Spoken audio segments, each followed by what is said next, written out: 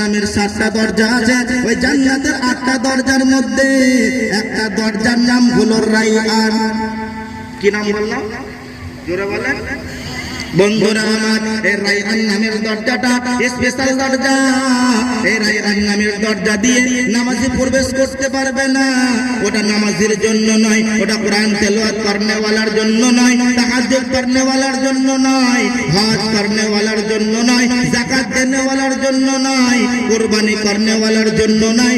ওই রায়্যান নামের জান্নাতের দরজাটা আল্লাহ তাবারক তাআলা একমাত্র রোজাদারদের জন্য বানিয়েছেন। রোজাদারদেরকে ওই রায়্যান নামের জান্নাতের দরজা দিয়ে প্রবেশ করিয়ে দেওয়া হবে।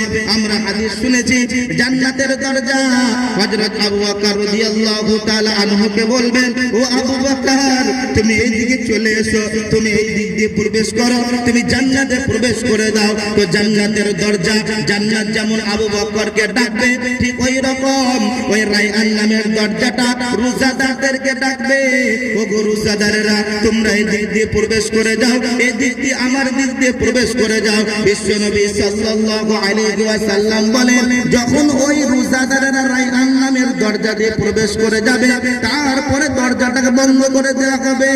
ওই দরজা দিয়ে আর অন্য কেউ প্রবেশ করতে পারবে না।